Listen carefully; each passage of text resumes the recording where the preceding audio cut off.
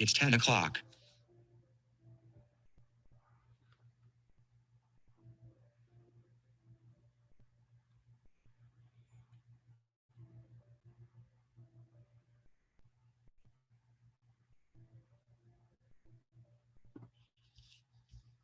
It's 10 o'clock.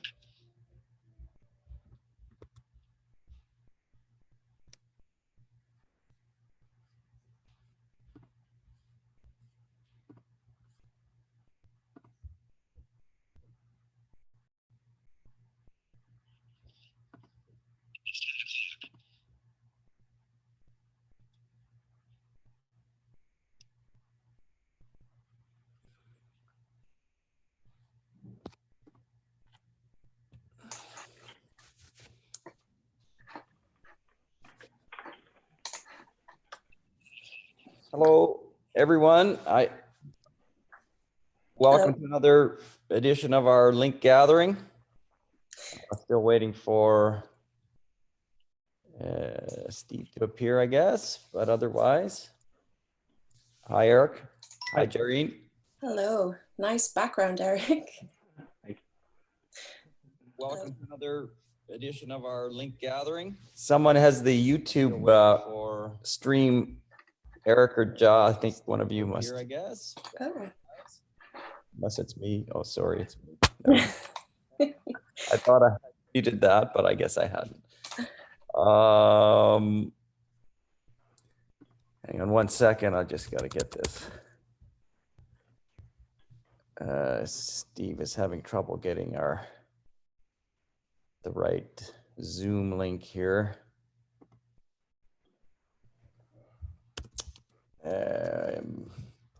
Maybe, Ja, in the meantime, you can update how are things going here in the lockdown? Good. Yeah. I mean, do you want me to just go ahead and present them? Oh, sure. Why don't you do that? Yeah. Why don't we start in today? I just thought that today we're going to talk a bit more about the mobile app, because in past gatherings we've shown, and not just us, but other participants have shown the web app, but we haven't shown the mobile app. So I think we're set up. I think at least I've set up. I think I'm going to be able to show the mobile app. I don't know about, hopefully you guys maybe can. Steve, I don't know if you will, but we can at least talk about how we use the mobile app and show it today for everybody so you can see that. So Ja, maybe you can lead us off. Sure, yeah. So hi everyone, I'm Jareen. I am part of the LingQ team. I'm currently studying French, and actually I make a video every week or so on the LingQ YouTube channel, and if you haven't subscribed, you should. If you're learning French, I give some great recommendations for resources. I just show what I've been up to in the week, how I'm using LingQ, that kind of thing. So yeah, I've been studying French probably in a really dedicated way every single day without fail since the end of December. And the goal, as you'll see in the videos I make for the LingQ channel, is to be speaking by the end of the year. So whatever that means for me, I'm not saying I'm going to be fluent, whatever that means, but definitely able to hold my own in a kind of a basic conversation. And I've definitely found that for me, there are dips in motivation and desire to even study. And when I hit a dip, which I kind of have this week, I've just been a little unmotivated, I add something new to the whole journey. So for me, something I've been finding quite fun to do is to get a French recipe, create a lesson with it on LingQ, and then study it, and then actually make the recipe. And I challenge myself. I try to make the recipe just by reading the French instructions and not looking up any English. So it could go terribly wrong. But so I just wanted to show, and I'll just share my screen in a second here, see if this works for me. I wanted to show the site that I use for French recipes and how I import lesson.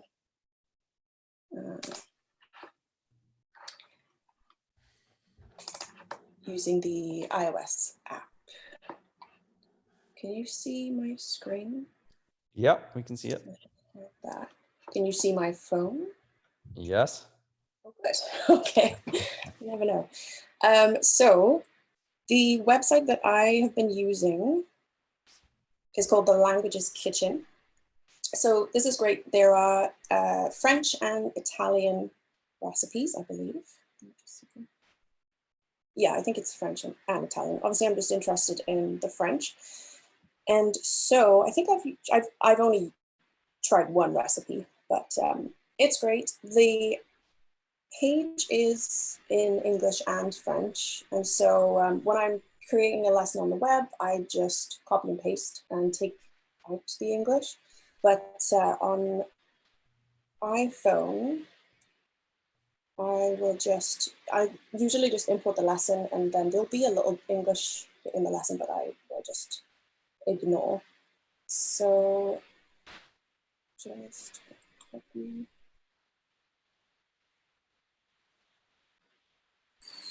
Super easy. So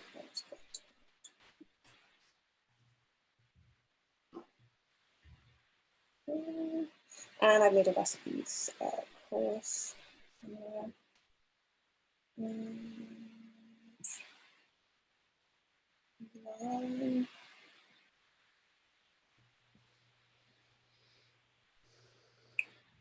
And that is that. So yeah, I will grab the lesson, grab the recipe, and like I said, I'll link it maybe 2 or 3 times, because if I'm going to just use the French to actually make the recipe, I want to make sure that I know everything.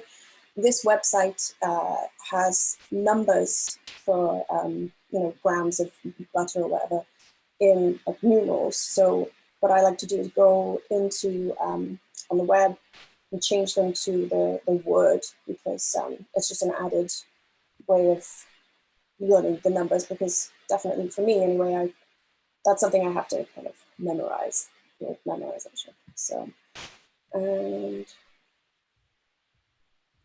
there it is. And you can see some of the English there. I've actually created a lesson with this before, so it's pretty easy to just ignore.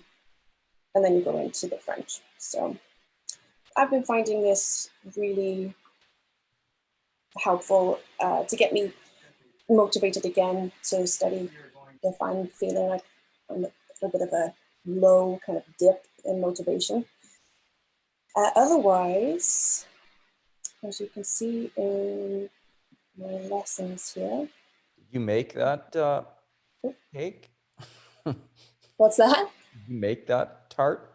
I haven't made the tart. I made some chocolate truffles. I thought start easy because I don't want to mess it up. I made it was barely cooking. It was just balls of chocolate, but they were good. They were really good. You know, but I want to make this tart. It looks really good. I love desserts, so. I'm looking forward to when the lockdown is over. No more work from home, and I'm coming in to eat your pastry. You're welcome to it. If it turns out. Once a week here. Wow, okay. But yeah, apart from that, I try to do, as Steve says, do what you enjoy, and then the language learning won't seem like a chore. You're just finding information through the language. So I love TV and movies. This Into the Night is the most recent Netflix show that I'm watching. It's a great one. It is kind of science fiction. The sun is killing everyone, and this one group of people fly around the planet trying to get away from the sun. Sounds bizarre. It is. It's fun. It's a good one though. And I try to read all of my coronavirus news now in French. So I allow myself 2 to 3 news stories just before bed. And so, yeah, I get all my COVID-19 news in French. So that's great. But yeah, that's basically what I'm doing. A lot of movies, TV shows, Netflix shows. Lamont is another great one. if you're looking for French shows, I usually just search French. Let's see if I can. I would usually just search for a French TV show, French movie on Netflix, and then Rotten Tomatoes, the show, because I find that they're really good ratings usually. So, and this movie, if anyone's looking for an excellent movie, I did want to mention, this is Portrait de la jeune Fianc is one of the best movies I've seen in many years. It just happens to be a French movie. I think it came out last year. So if anyone's studying French and looking for a movie to watch, it's set in the 18th century and it's a love story. I mean, even if that didn't really seem like my cup of tea either, but I am so glad I watched it. It's such a beautiful, beautiful film. And the French is pretty slow. There isn't any slang because it's old. So it's perfect for French learners too. Yeah, recommend that one for sure. Yeah, that's about it. That's what I've been up to. And yeah, just to remind you guys, if you are not subscribed to the LingQ YouTube channel, please do. Eric, who's also going to speak, is updating on his Japanese journey as well. And I'm creating videos about my French learning journey. So Great. We have a question here. Jareen, what happens to your app if you change the language in your phone? Yeah, we get questions like this quite often related to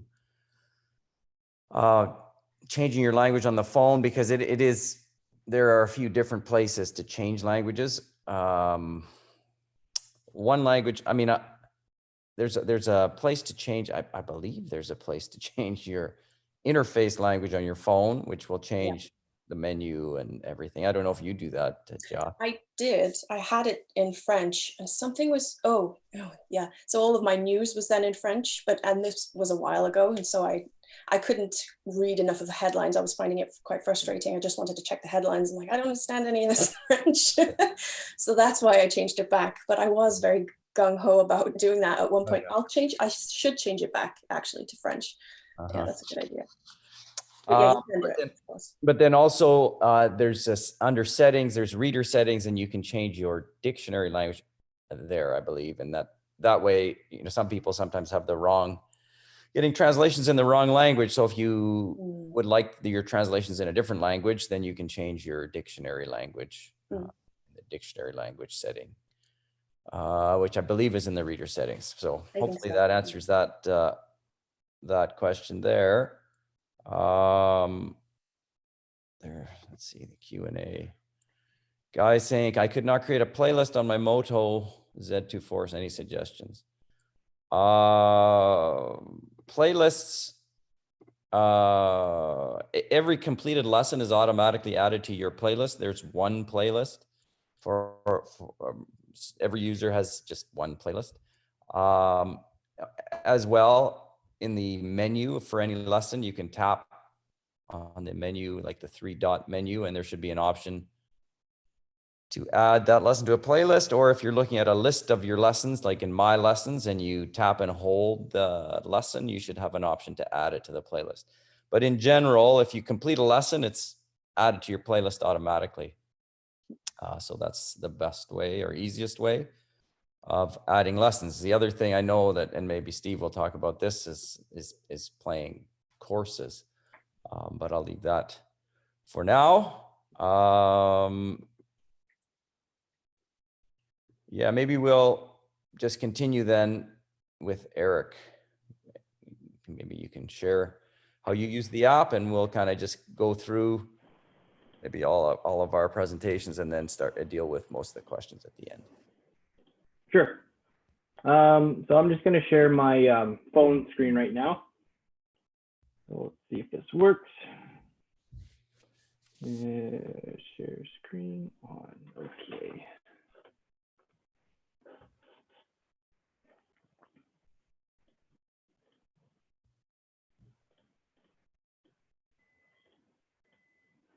Okay, there it is. Now I just need to share my screen on Zoom.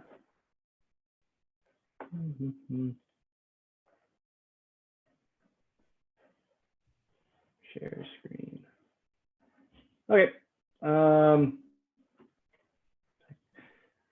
You can see my screen now? Yep. Okay. Now let me see why my phone disconnected. Let me try this one more time. Connecting.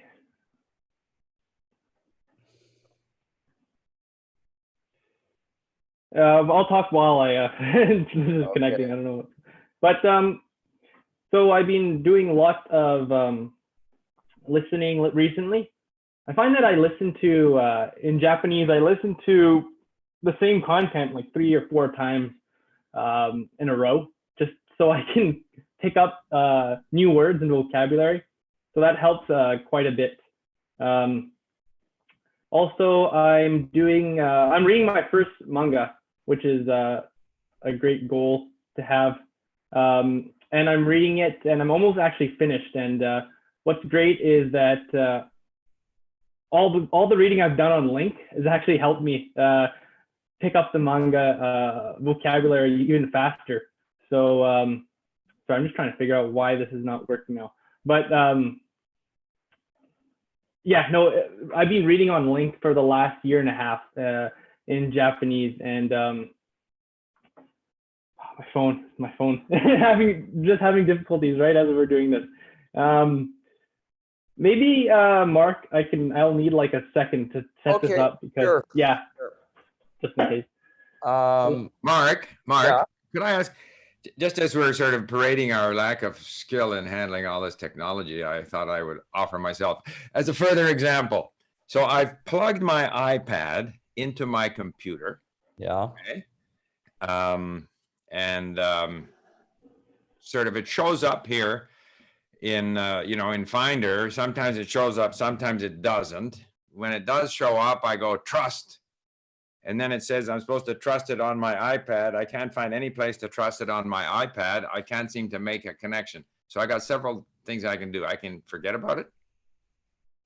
I think at this point, just to maybe talk about how you use it,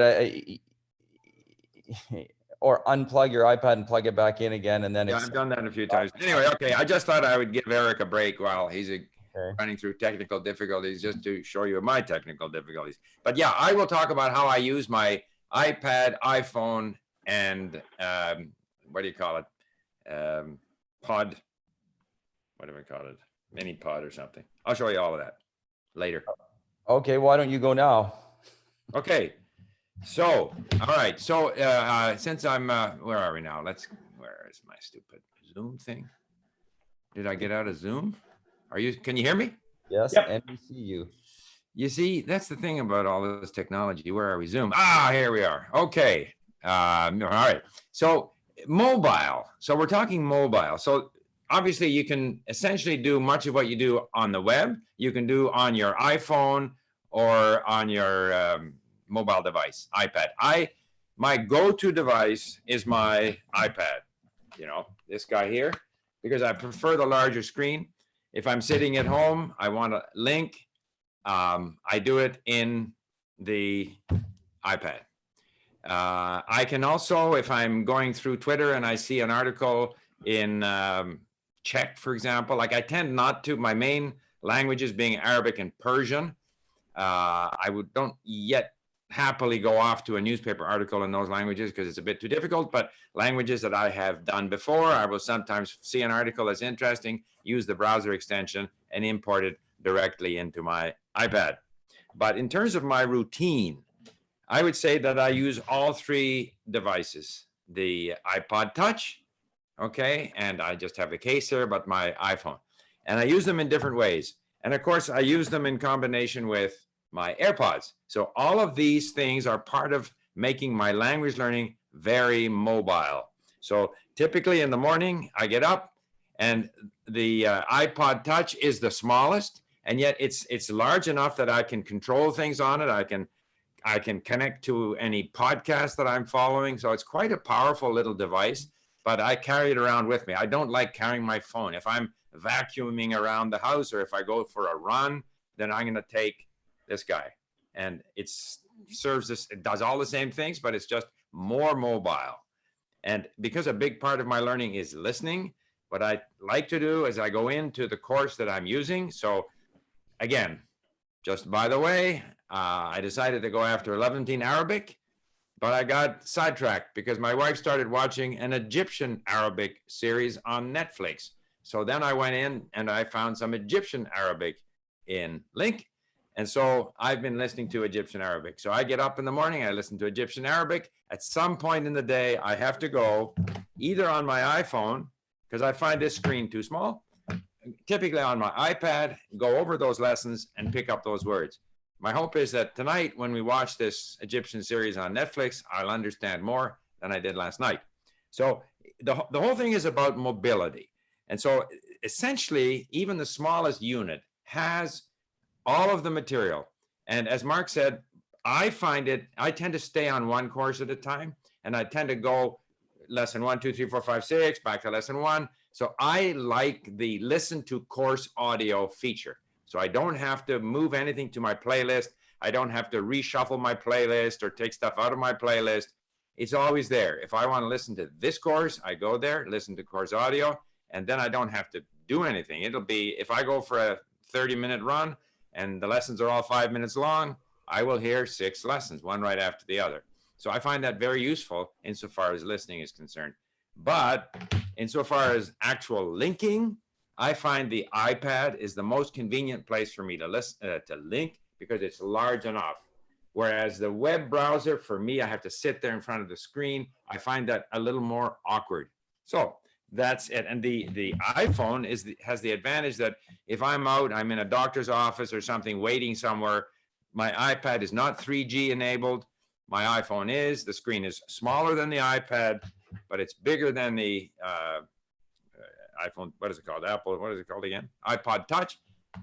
I use this thing. So I'm mobile. And I often remind myself that in terms of the range of material that I have in my iPhone or iPod Touch, I have more material in a greater variety of languages than a language lab that, you know, universities used to put in, that $50,000 or $100,000. I carry it all around with me in these 3 mobile devices. And of course, for that matter, when I get in my car, whereas normally I'm connected Bluetooth to my AirPods, in my car, I'm connected Bluetooth to my car radio, and so I can listen to it there. So total mobility. But I can't plug it into the computer and show you what I do, because I'm a little bit inept technically. Thank you. All right, that's good. And maybe I'll continue then, and I'll show some of the, at least some of the functionality that you're talking about. Let me see if I can now share my screen. Next trick.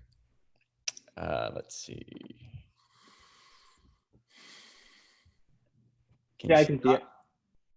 Yeah, and your phone. Okay, so yeah, this is obviously my lesson feed in Japanese. One of the things that I study, like Jareen, is I try to read some of my coronavirus news in Japanese.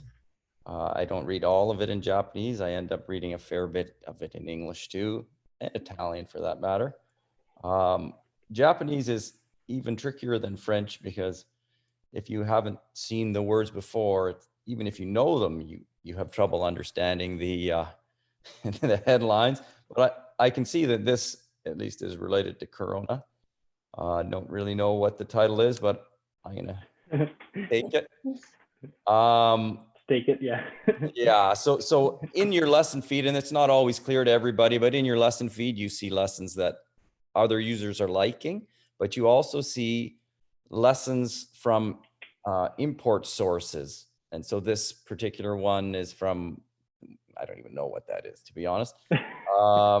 But it opens up that, what's that? Asahi Digital? Asahi Digital. Okay, so it opens up that article in our built-in browser. And then if I want to import it, I tap this import button in the top right corner.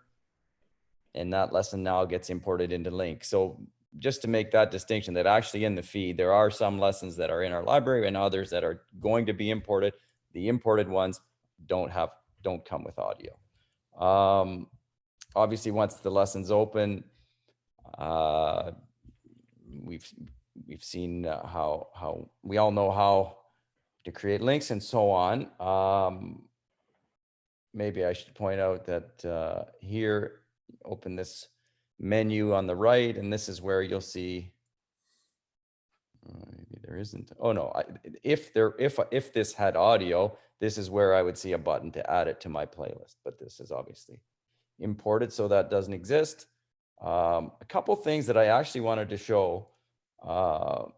One thing that's super convenient, at least on the iPhone, and I'm not familiar enough with Android to know how that works, but because every lesson with audio that I complete gets added to my playlist, every time I do anything out in the yard, whatever, going for a run, and I want to listen to my Japanese, I just tap and hold the Link app icon, and then I get a variety of options here, one of which is the playlist option, which immediately opens my playlist. It's just and starts playing, which is super convenient because it takes seconds to literally get my listening going every time. So whenever I'm listening, that's the path I take. You'll see in my playlist that where Steve prefers to play courses, pretty much this is every lesson in Japanese that I've done over the last, I don't know, call it 6 months, at least lessons with audio, obviously. So there's a mixed bag of all the mini stories, a variety of our podcasts. There's some videos from YouTube. There's, a couple chapters of Harry Potter. Anyway, there's a variety of stuff in here, so that whenever I play it, it just plays whatever. I have it on shuffle and continuous play. So I think that, or I just think that's super convenient. So I just wanted to show that. And then I guess the last thing I wanted to show is how to import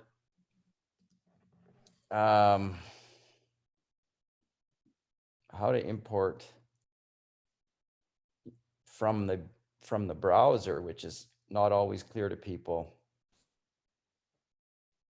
Let's see if we can find a Japanese.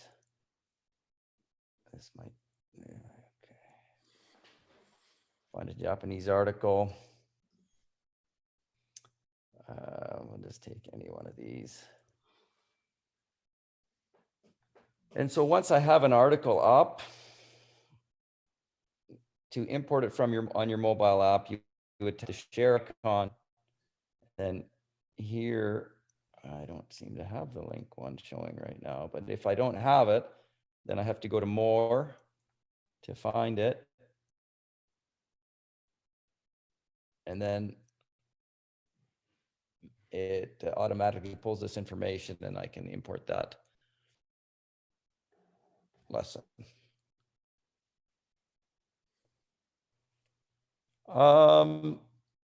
Aside from that, as we wait for that to import, it's taking a while.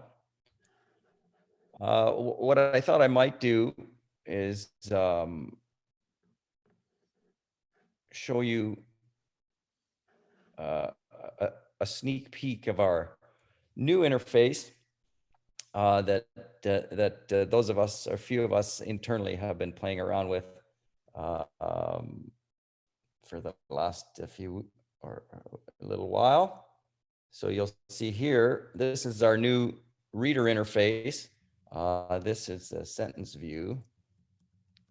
This would be your regular view. So just a little bit of a sneak peek at what's coming.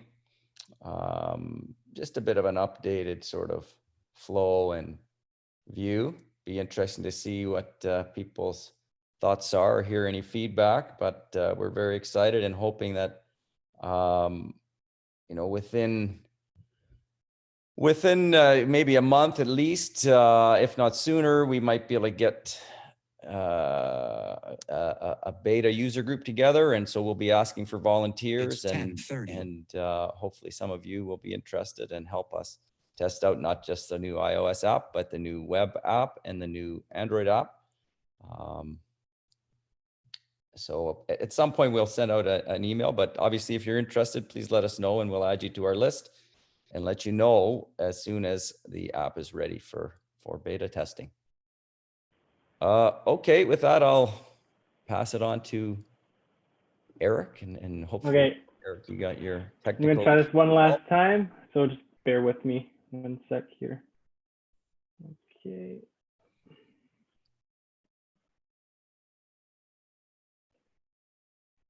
Okay, so it's on there, share screen, share.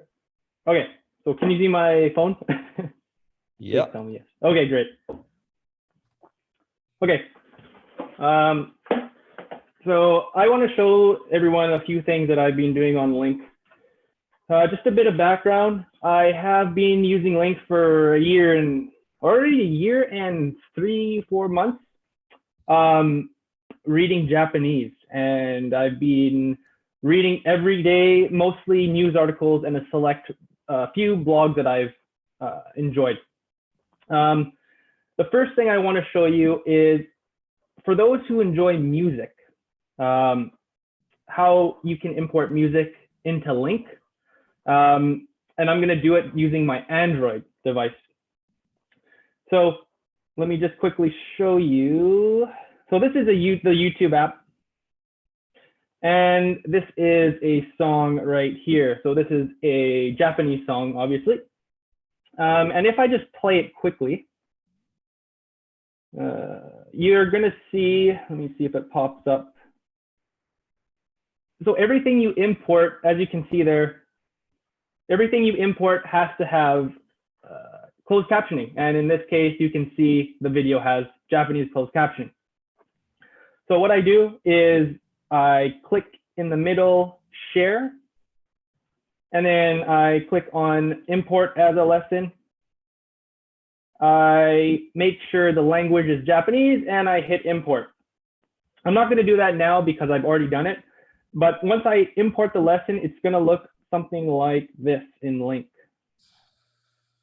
So as you can see, this is my mobile device, and this is the J-pop course I've created, and I've imported many songs into this course. And here are all the songs, and the song I just showed you on YouTube is right here at the bottom, Mondo Grosso, or Grosso, I don't know how to say that, but this is the song. So there you go. This is the lyrics, and you also get the audio. So as you can see, you're not just listening to the song as you go, you are also looking at the vocabulary, how it's being used, understanding the structure of how songs and grammar are.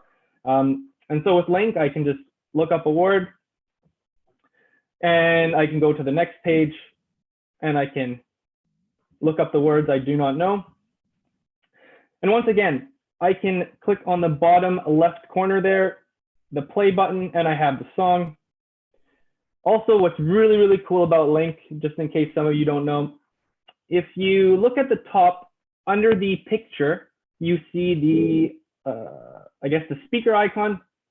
If you press that speaker icon, it will play the audio related to the sentence. So let's say I'm reading this sentence right here and I don't know really the pronunciation or how it flows. I can just press that speaker icon and it will take the timestamp and that sentence will play. Super useful. And just go through the song, and then once you're done that, or once I'm done that, I have, as you can see, tons of other songs. Secondly, I want to show you, as Mark pointed out, playlists. So you can create your own playlist with LingQ, and it's perfect because it acts like a playlist if you were to create a playlist of songs as well. So to do that, I can just click the 3 dots that you can see on the right there. There's 3 dots. Click that, add to playlist, bam. Go back, click on my playlist, and there it is. And I can just do this for all the songs, all the courses. And as I'm walking or going outside, I can just hit play, and I can do continuous play, shuffle, which is really great. So that's just the music aspect of my Japanese material. And I am viewing this in course view, as you can see at the top left there. If I click lessons, you'll see the lessons. But I'm just going to go back to course view so it's a little bit more organized. So that's J-pop.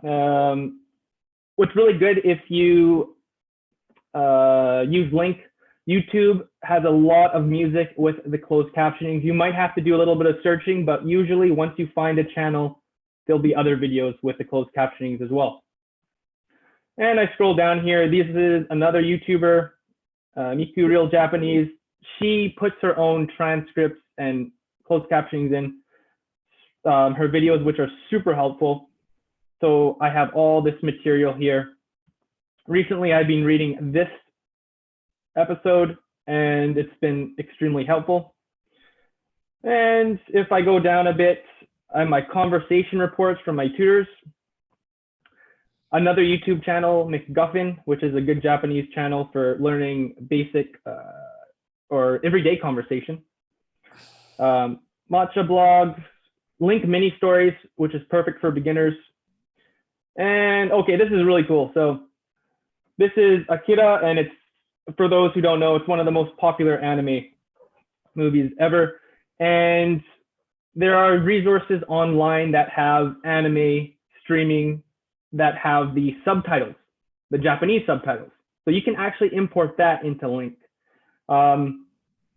When I open this, so this is a movie. So you're gonna see that LingQ splits up the movie into, in this case, 4 different lessons because it's a 2-hour movie. So now I have the entire movie in LingQ, and I can listen to the audio. I can go through the vocabulary, and this is like, yeah, this is really long, but as you can see, you can do this with movies, anime, TV shows, and whatnot. Super helpful. And it's, what's great is everything's organized, as you can see.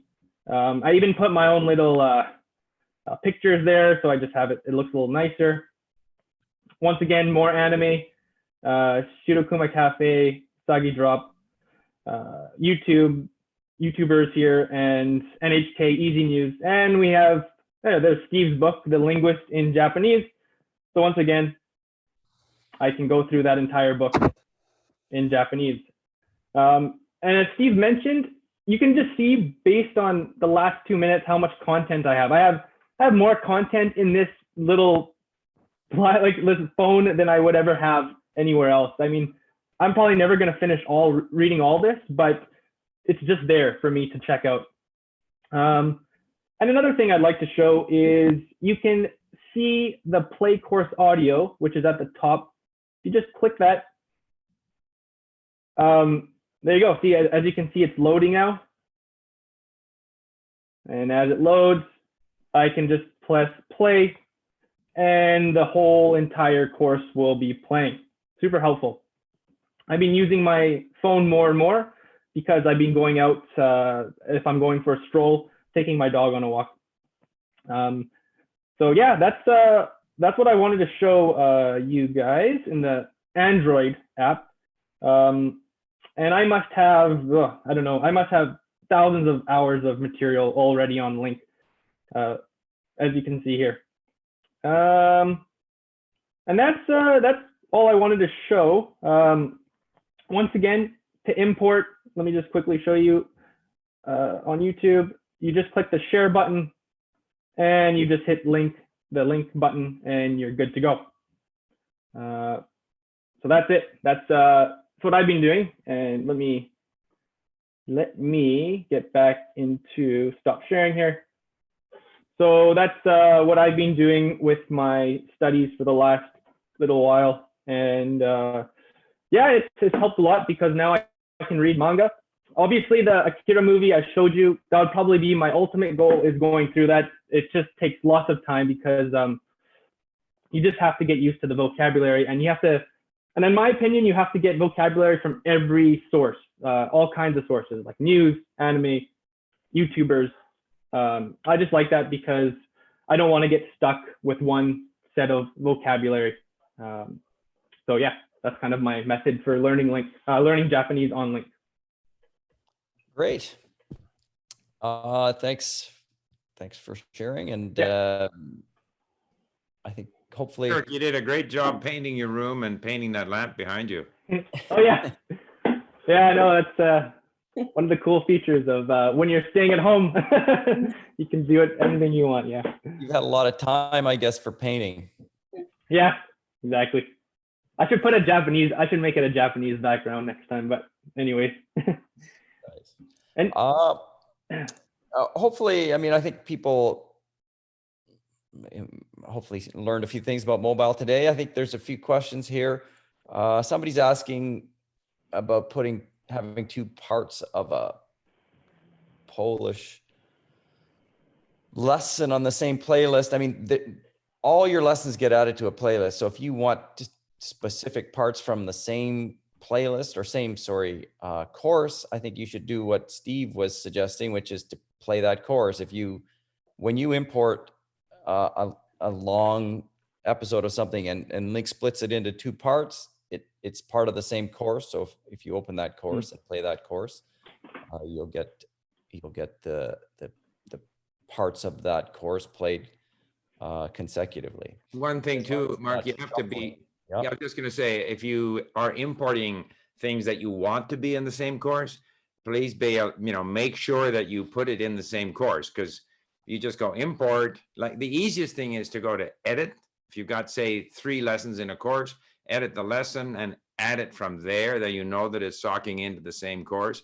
But if you happen to use the import icon, and you want it to go to a particular spot, make sure you select that course. Then it'll all be in that course. And if you go listen to course audio, you'll hear all the lessons that are in that course. So definitely something to get familiar with if you want to have a specific playlist, if you will, because otherwise the general playlist is there is only one and all your lessons end up there.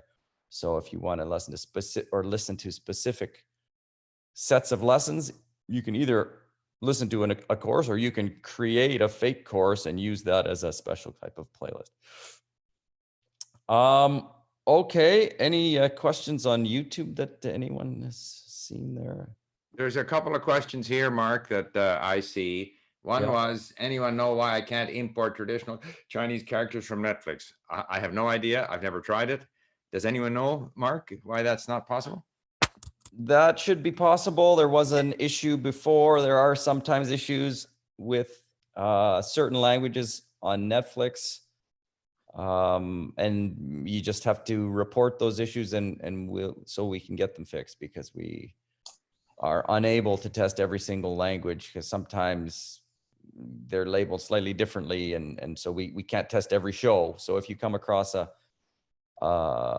you're trying to import a show and the subtitles are shown on Netflix, they're in the list of subtitle languages, but they don't seem to be importing, let us know, and we'll then be able to go and check into that. But we did have a problem with traditional Chinese characters, but that should be fixed now. There was a question as well on Link 5.0, and I think you've covered it. All I can say is I can't wait, because I've sampled bits and pieces of it. Yeah. We don't want to get ahead of ourselves, though. No. And another question was how to import Kindle ebooks into Link. Personally, I found that I used to be able to do that. I would buy the EPUB on my computer, and I could then use Calibre to convert it into a format that I could import into Link, and that seems to no longer be possible. I don't know if anyone else has any wisdom to shed on that.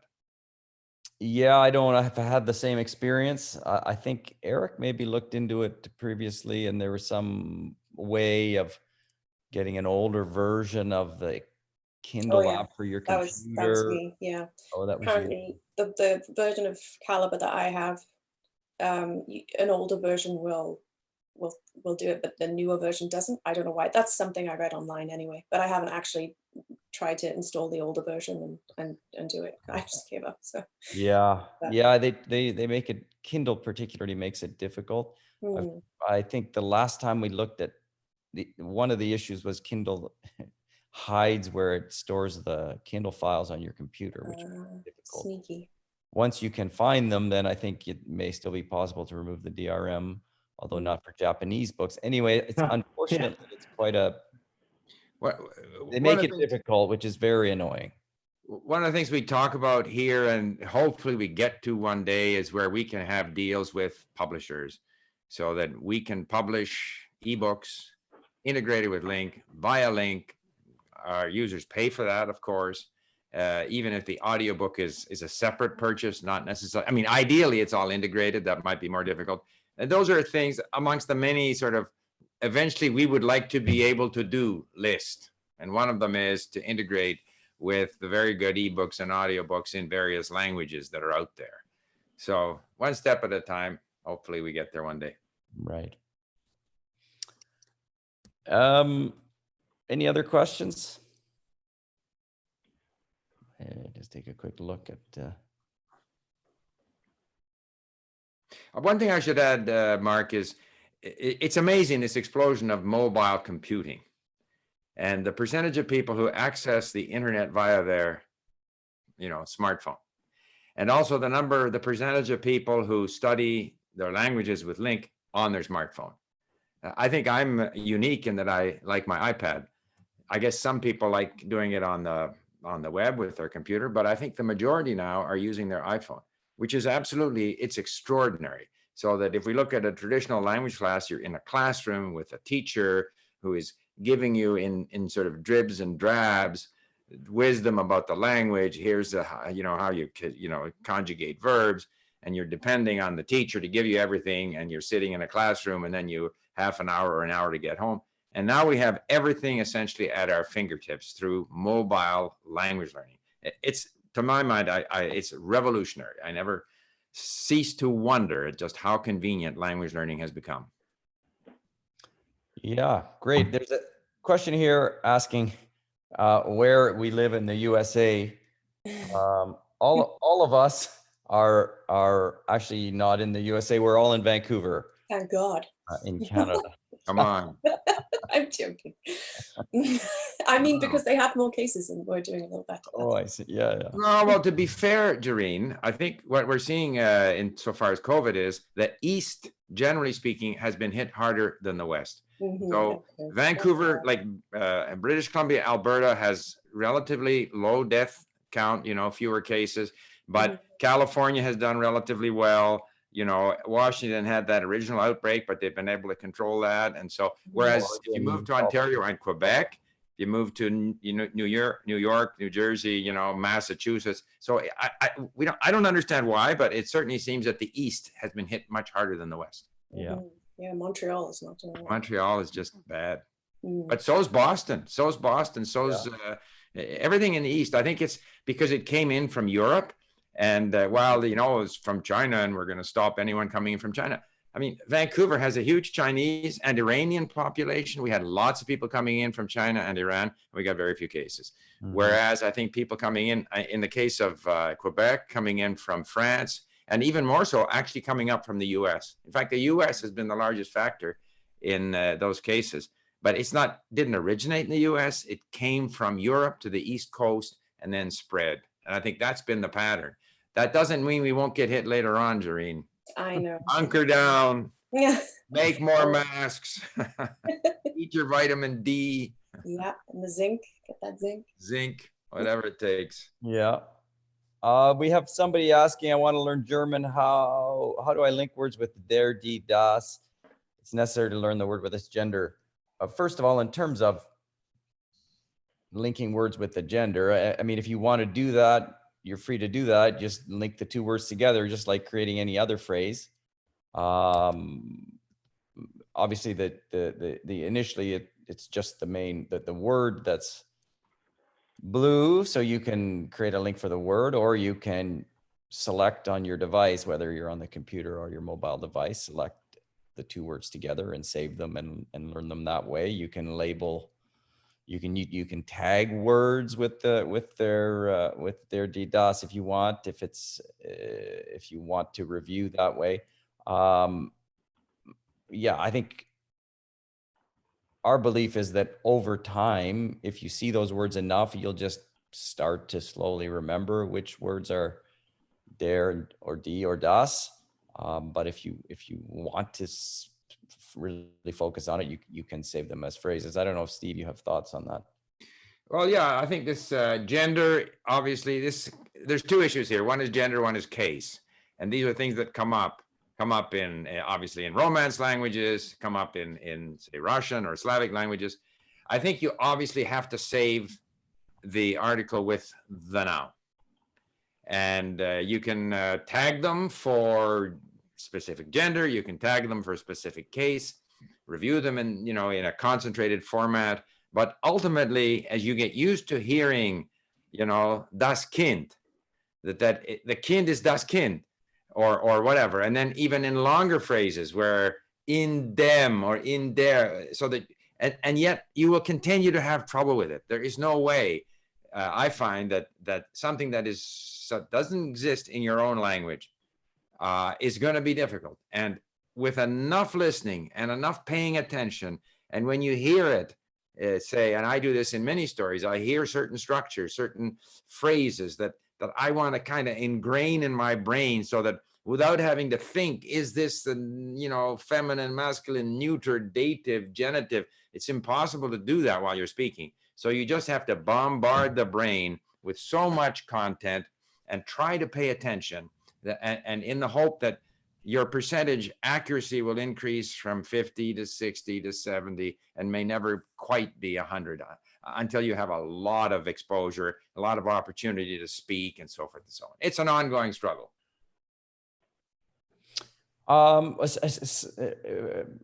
Martin Otten is saying he imported EPUB and it worked great a day ago. There's no problem importing EPUBs. I mean, our file import function works great, but the problem is that books, Kindle ebooks, most ebooks that you buy have DRM, digital rights management, I guess, which prevents those files from being imported into LingQ. So you have to remove the DRM.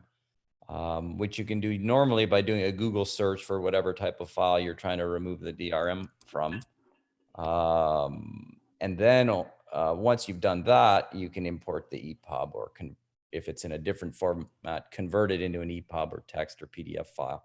So you can import it into LingQ. So the file import works just fine, but the problem is ebooks that are protected. Someone here was saying they have a way in the comments of importing from Kindle, something to do with a Google search. I don't fully understand that, but maybe something we can explore, but it sounds like more of a copy paste type method. Ideally, when importing ebooks, you can take the whole ebook file and import it at once, so that you can then have that book for the next month or however long. Any other questions there?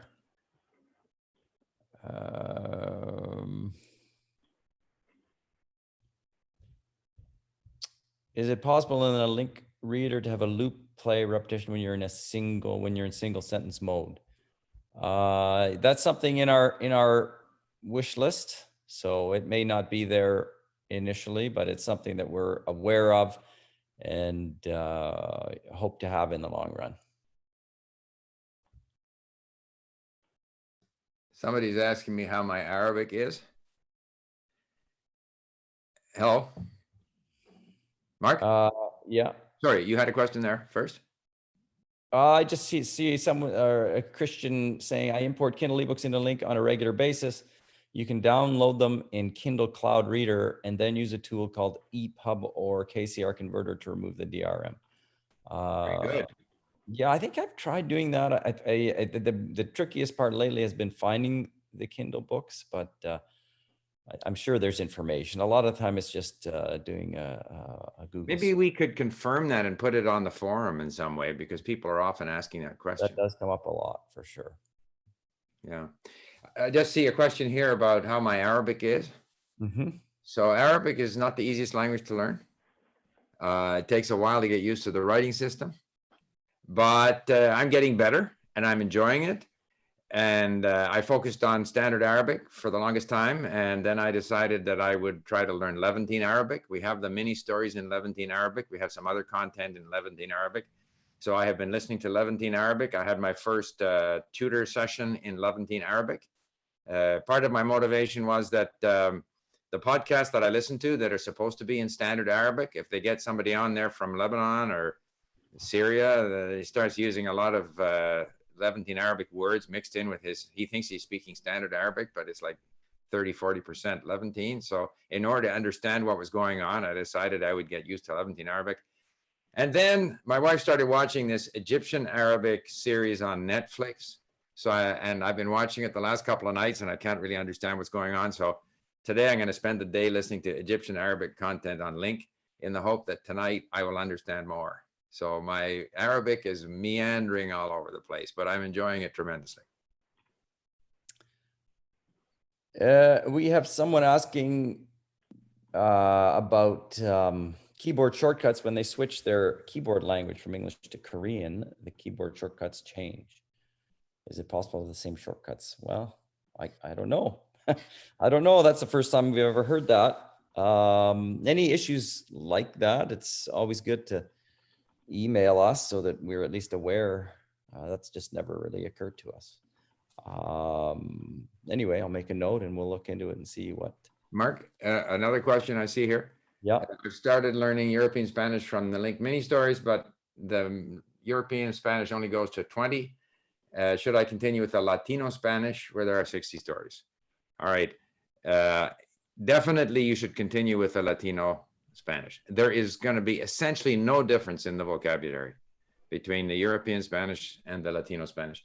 The only place where there are differences is going to be in the slangy street version of the language, where you'll have more local variation even within South America.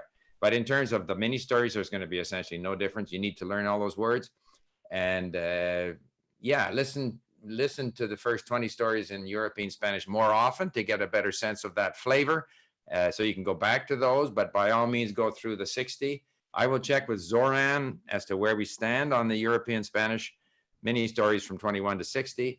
And, you know, in the longer run, you'll end up listening to so much content in whichever form of the language you want that you can start, you know, imitating the form of the language that you want to use. But the vocabulary is the same. The pronunciation in Spanish doesn't vary very much. It's not like Portuguese where there's a big difference. So definitely, I would do both, not only with mini stories.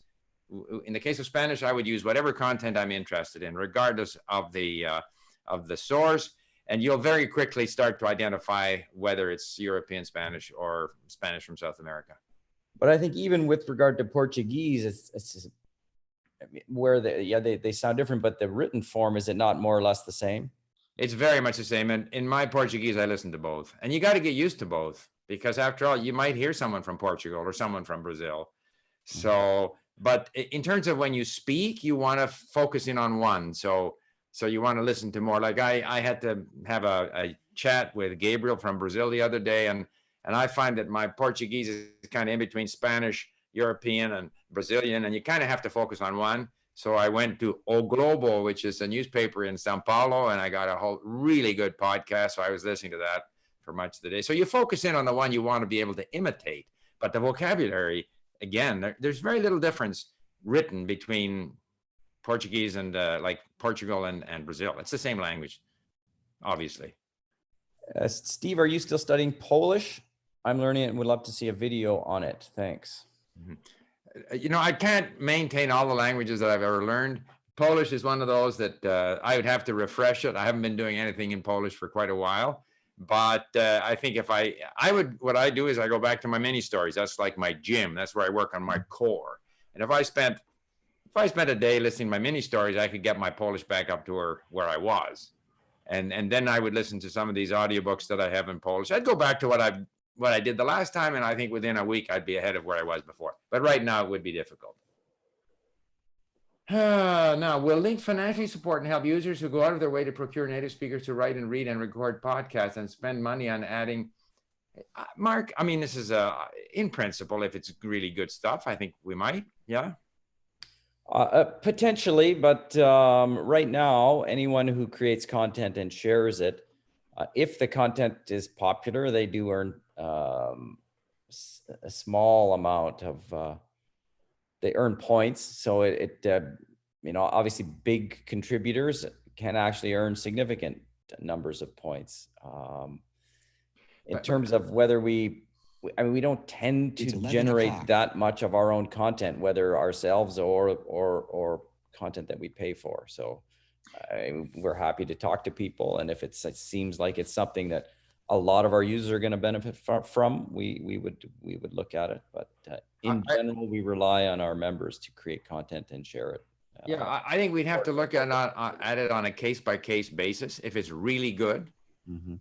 And if it's really good and it's a language that I'm learning, I'd be willing to pay for it Mhm. and then share it. So in the case of Persian, Iran, we have this wonderful content on the history of Iran. I'm paying for it. It's going up there. So it's got to be on a case, and I'm just joking, it's because I'm interested. But if it's something that's truly outstanding for our LingQ members, certainly we would look at it. There's a question here. Can I import YouTube videos on the mobile app? I think you saw Eric do that.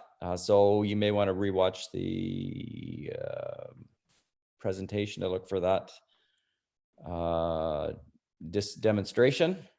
There's also a video, Steve's channel, or the LingQ channel, I guess there's a whole guide on importing. If you go to LingQ's YouTube channel and you search how to import, there's a lot of guides on the LingQ YouTube channel.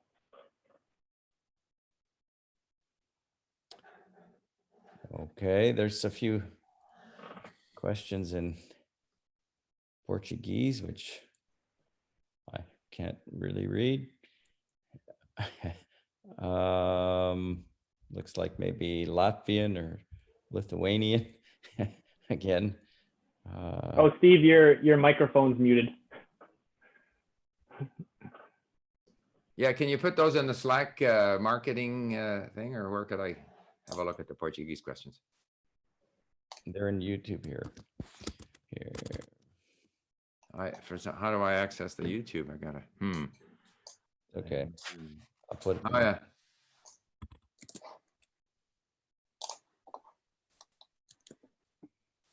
Well, he's saying that with the internet, there's so much information there that sometimes we feel lost. Wouldn't it be better to limit ourselves to less technology? I mean, this is the problem nowadays, is that it's easy to be distracted. Twitter is there, and you've just got to focus on, it's not a matter so much. It's not so much a matter of sort of limiting the technology, but it's a matter of staying focused. So it's harder. We have more opportunities and therefore more opportunities to get distracted. And you just have to discipline yourself. I don't think there's any easy answers. There's a guy asking about Japanese accents and whether they can be quite difficult for English speakers to understand. Japanese accents? I guess Japanese people speaking English. Japanese people speaking English or regional versions of Japanese? No, Japanese people speaking English. Is it difficult to understand Japanese people speaking English because of their accent? I think you can't make those kinds of generalizations. Is it difficult is it difficult for Japanese people to understand English speakers speaking Japanese? It depends. Some speak better than others. I don't think there's a simple generalized answer to that. And I guess a lot of the time people think it's an accent problem, but a lot of the time it's a word usage problem. We often say that if you use natural phrasing, even with a strong accent, you're perfectly comprehensible. Whereas a lot of the time when people blame their accent, in fact, it's not the accent, it's the way they use words that people are having trouble understanding. Do we have Spanish language videos or help about how to use the site? Because there's a person asking here for explanations on how to use the site in Spanish. There's definitely some help available in Spanish. Obviously, the majority of the help is, or depending on the language, some more or less may be translated. So videos are probably all in English, but we do have help questions that are translated.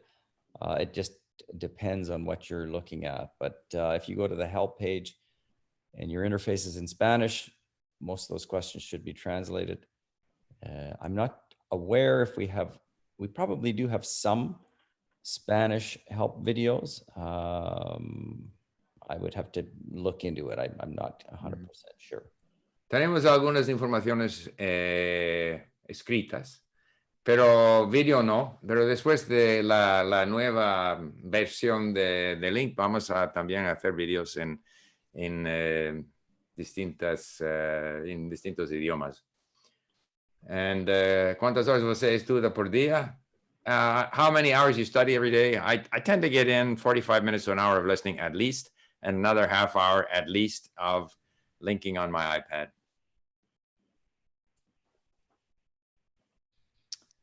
Any chance of allowing the importer to hit self-hosted content? Currently, it seems to rely on certain services. How about a generic URL? I'm not 100% sure I understand the question.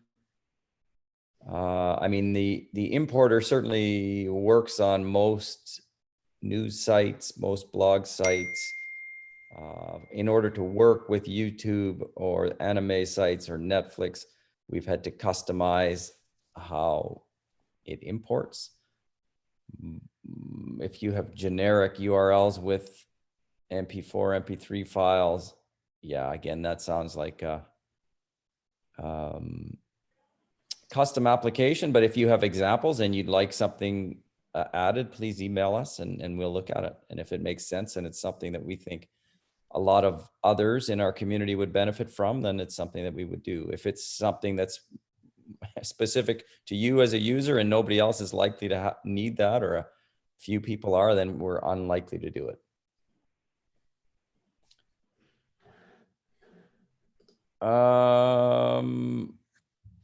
What iPad models do you guys use? I'm thinking about buying myself an iPad because the Link Android has many limitations and bugs.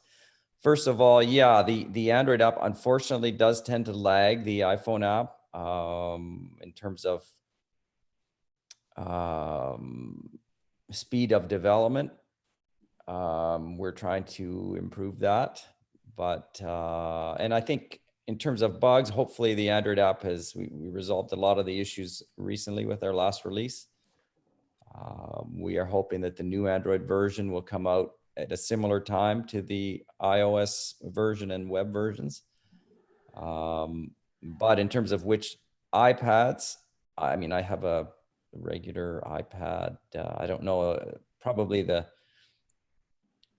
most recent sort of regular, or maybe a year ago's version of the regular iPad. And it works well. No complaints there. I don't know what version Steve uses, but any iPad will work fine.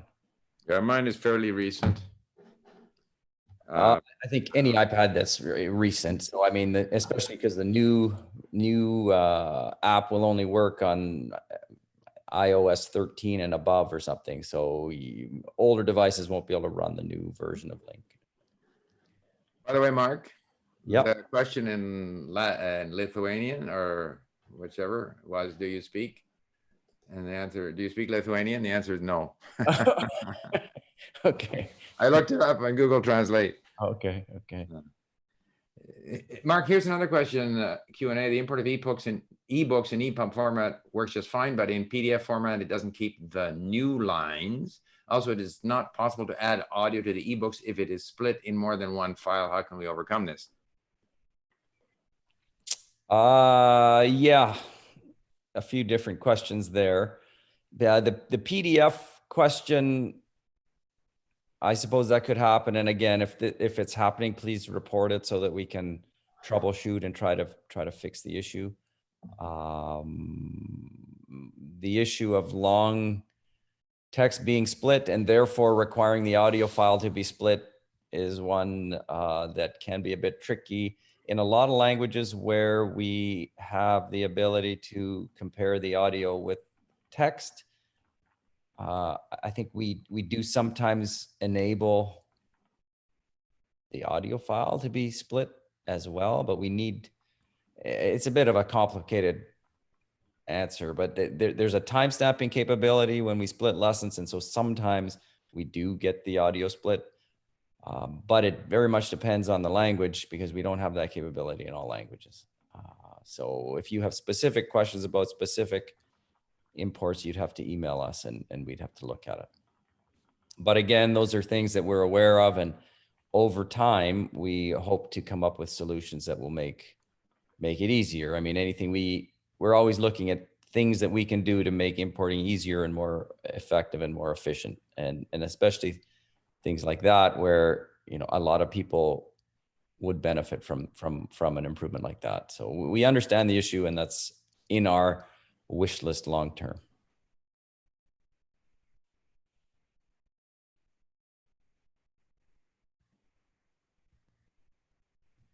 Oh, I see. The question related to videos, if users want to store the videos on their own, host the videos themselves, but then import them into LingQ.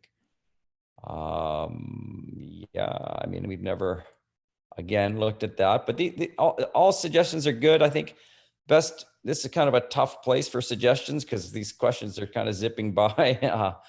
If you have improvements, suggestions for improvements or new features or optimizations, the best place is probably to put them on the forum or to send emails to support. And we start to collect that kind of feedback and see which requests come up repeatedly and start as we plan improvements.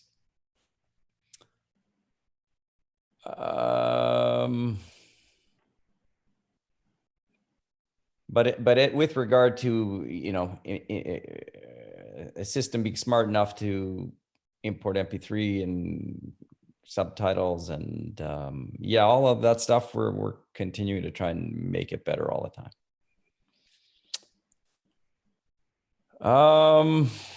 I would say also with regard to that PDF question, if the PDF's not working and you have Calibre and can change it into another format and try that instead, that's certainly something you can do in the meantime.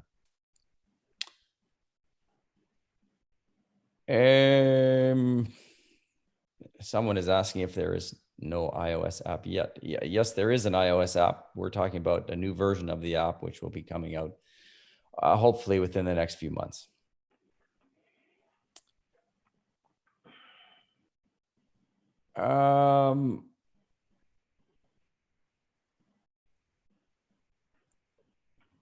Someone says, thank you. I've been using Duolingo and it's time to lose those training wheels and move to a real app. Is this a good step up, anyone? If you want to learn your language, yes, it's a good step up. Yeah, I think if you've graduated from Duolingo and you're ready for more, I think even as a beginner, you can use LingQ, but you'll certainly benefit from using LingQ and driving your comprehension and vocabulary growth. Unless anyone else has anything to say, I think we probably covered it here. So we'll let you go. Thanks very much, everyone, for joining us. And look forward to all your suggestions anytime in the forum or at support. Okay, thanks, everyone. Stay safe. Bye-bye.